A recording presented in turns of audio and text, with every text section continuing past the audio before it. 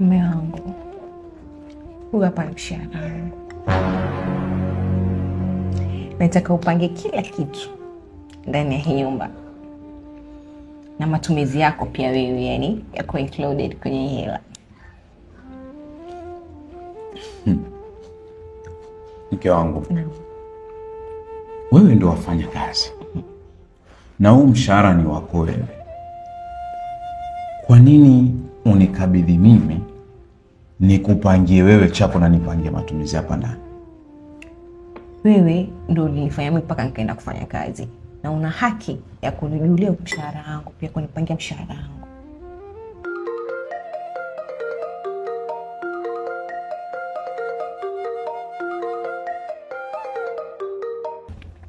Ni nani? Mama. Mwanangu. Assalamu alaikum. Mwanangu. Naam. Alaikum salaam mwanangu. Hali yangu imekuzorota mwanangu. Naam. Pole. Babu. Nilikuwa nafikiria hiyo. Sawa, ni kweli mama, nilikwambia nitakutumia hela, lakini sasa kuna mtu nasubiria hajanitumia bado. Sasa mimi ningeomba kama utakopesha mahali alafu nikipata tutarudisha, itakuwa sawa mama? Mwanangu, hali yangu haijua mwanangu. Sawa. Sawa mama. Pole lakini.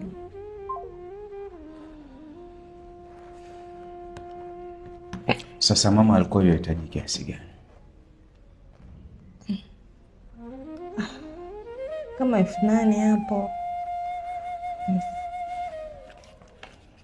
Lakini mausi nitaonini kumtafutia mahali kwingine nitampa. Hizi mpatie mama.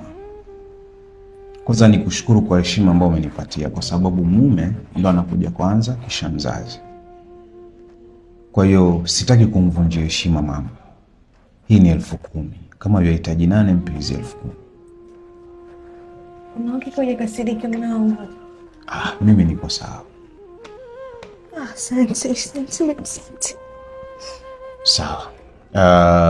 Matumizi ya hapa ndani.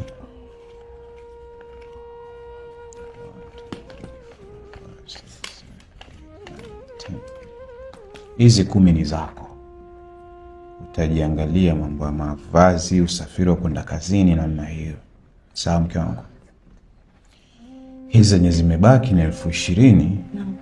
Tutatumia kwa ajili ya chochote hapa nyumbani. Usijisahau kujiinclude hapo mume wangu pia wewe. Usijali. Sawa. Mshughulikie mama haraka sana. Sawa mke wangu? Sawa. Hapo hujakasirika. Nikasirishwe na nini?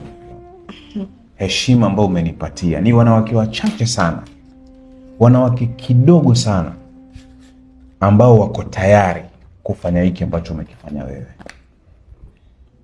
Kwa hiyo mke wangu, wewe daraja yako ni kubwa sana, na I'm very much proud of you. Na siwezi fanya upuzi na hizi pesa. Mimi sio wale wanaume ambao akipewa pesa na mke wake badala ya fikiria vitu vya maana afanya vitu vya ujinga. Kwa hiyo mke wangu, sitaki ujutie maamuzi yako. Heshima ambayo umenipatia kama mume wako ni heshima ambayo wanawake wengi sana imewashinda. Kwa hiyo Mwenyezi Mungu azidi kukubariki.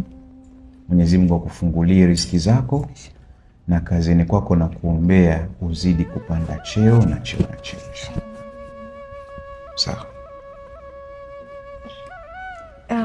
Basi acha niende nibadilishe nitayarishe chakula. Sawa, lakini mshughulikie mama kwanza. Sawa. Asante. Sawa.